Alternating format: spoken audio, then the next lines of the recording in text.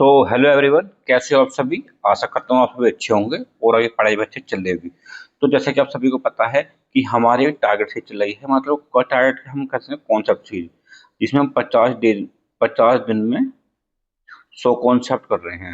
मतलब 50 क्लासेज में 100 कॉन्सेप्ट। ठीक है।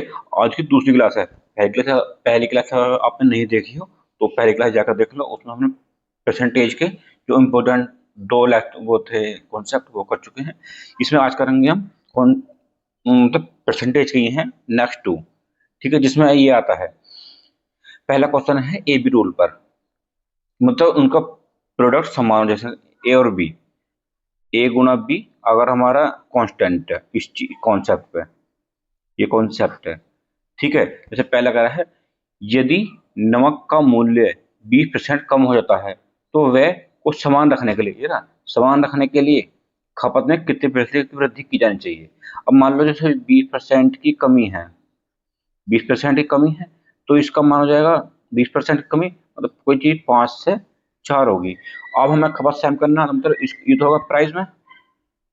तो जो हमारा कंजम्पशन है उसे रिवर्स कर दो, क्योंकि देखो ये 4 से 5 हो जाएगी, क्योंकि जब प्रोडक्ट सेम आएगा यहाँ भी 20 और यहाँ भी 20। तो ये कह रहा कितने परसेंट की वृद्धि की गई। और कोई चीज 4 से 5 होगी, कितना हो गया, कितनी वृद्धि, एक की वृद्धि कितने पे, 4 पे। और परसेंटेज के लिए 25% की वृद्धि की जानी चाहिए। तो इसका सही आंसर हो जाएगा सी ऑप्शन। सी ऑप्शन 25% की वृद्धि। इन्हीं कॉन्सेप्ट को आप अगर एक बार बुक से और कर लोगे अपने आप तो ज्यादा फायदा मिलेगा। बुक से क्वेश्चन प्रैक्टिस कर लेना, ठीक है। चलो मैं एक और कराता हूँ। ठीक है, यही सेम कॉन्सेप्ट पे है। देखो पहले इसमें तो कमी की गई, और इसमें जब मान लो वृद्धि की जा रही हो, तो दूसरा क्वेश्चन है यदि चाय की कीमतों में 20-40% की वृद्धि होती है तो चाय की खपत को कितने परसेंट कम किया जाना चाहिए ताकि व्यय में कोई वृद्धि न हो, कि वृद्धि सहम रहे। देखो ये ना सीजन 24 में आया हुआ है, या फिर ये तुम्हारा सीजन 22 में आया हुआ है। तो मतलब क्वेश्चन आते हैं इस कॉन्सेप्ट पे, ये मान के चलो। ठीक है, अब ये कह रहा है 40% की वृद्धि कहती है, 40% की वृद्धि का 40%,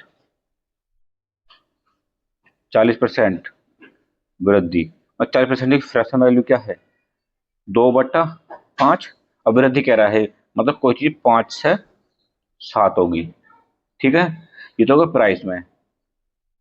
और अब मान लो कंजम्पशन, कंजम्पशन अब हमें कह रहा ताकि व्यय में कोई वृद्धि ना हो, मतलब समान रहे, तो कंजम्पशन हो जाएगा 7 से 5।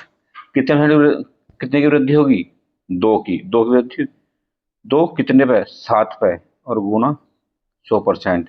अगर आपको 2/7 की फ्रैक्शन वैल्यू डायरेक्ट याद है तो वेल एंड गुड, अदरवाइज आपको करनी पड़ेगी 2/7%। ठीक है, मतलब 1/7 की 14 से ही 2/7%। वहीं फिर 2/7 की कितनी हो जाएगी, 28 से ही 4/7%। इस फ्रैक्शन वैल्यू को याद रखो, इंपॉर्टेंट है ये। ठीक है, ये हो जाएंगे हमारे, ये वाला क्वेश्चन हो गया। हाँ तो समझ में आया, वेरी गुड, इसका डी ऑप्शन हो जाएगा। ठीक है, अब देखो इसका डी ऑप्शन।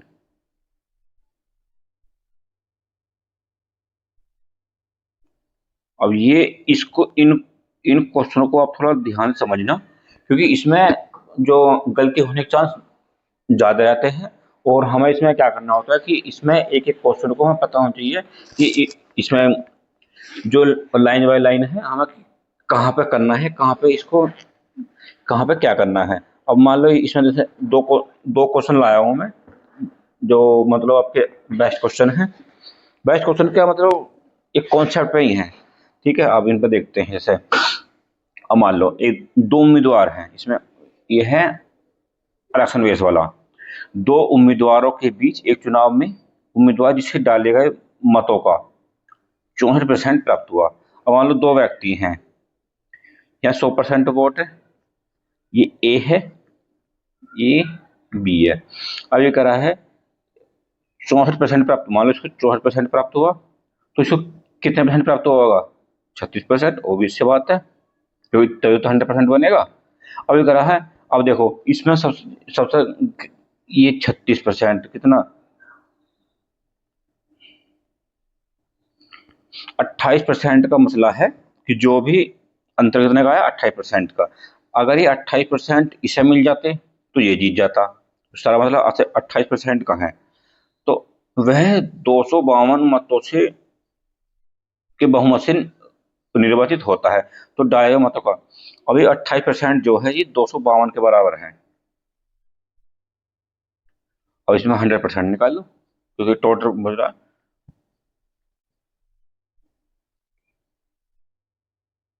252/28 गुना 100, 4 से 28, 4 6 24 और 4 3 12, 7 नहीं मतलब 900। कितना हो गया? 900 आपका आंसर हो गया। ठीक है, मतलब ये कितना आंसर होगा आपका? 900।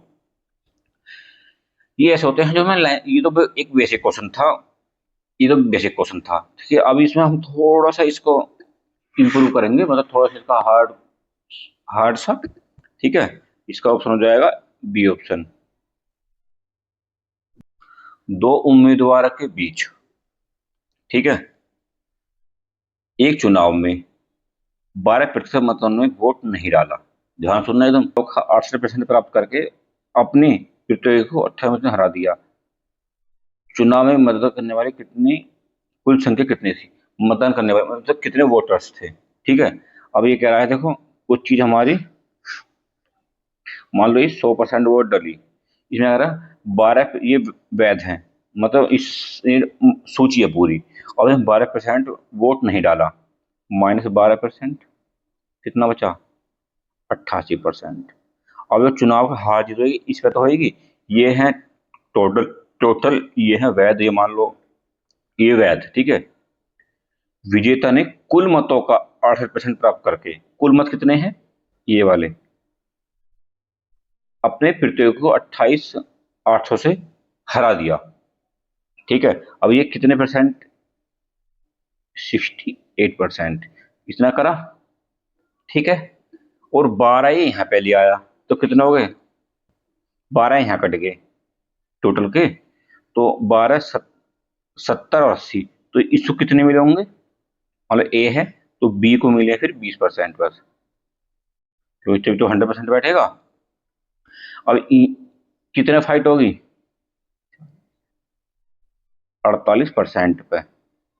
48% अगर हमारा 2880 के बराबर है, तो ये कह रहा है चुनाव में मतदान करने वाले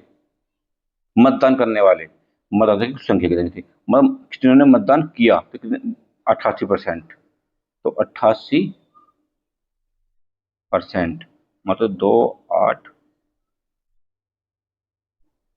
48 गुणा 88, 8 से 8 48, 8 से 11 बार,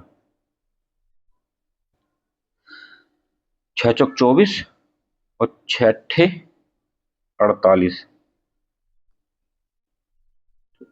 11 8 88 का 8 का हासिल को 8, या तो 44, 44 और 8 52, मतलब 5280 कुल जिन्होंने वोट डाले, ये इनकी संख्या होगी। ठीक है,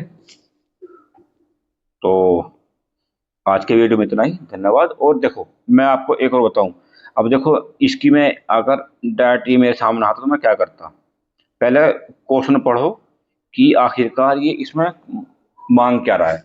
और ये कह रहा है चुनाव में मतदान करने वाले मतदाता की कुल संख्या, और बात है तो कुल परसेंट वो 88% आएगी। अब ये देखो कि जो भी आंसर आएगा वो 11 का मल्टीपल आएगा ही आएगा। ठीक है। 8 का हम इसे नहीं दे सकते क्योंकि ये कॉमन है, तो मतलब मिल ही जाता है। तो 11 का मल्टीपल, तो 11 का मल्टीपल इनमें से एक ही था, 52 80। ठीक है, ऐसे कर लो। चलो, चलो भाई, आज की वीडियो में इतना ही, धन्यवाद। और वीडियो अच्छी लगे तो भाई वीडियो को लाइक करो, चैनल सब्सक्राइब कर लेना। और अगर आगे आगे चाहते हो तो भाई वीडियो में कमेंट कर देना, नेक्स्ट नेक्स्ट जो है आप किस टॉपिक के चाहते हो। ठीक है, आज की वीडियो में इतना ही, धन्यवाद।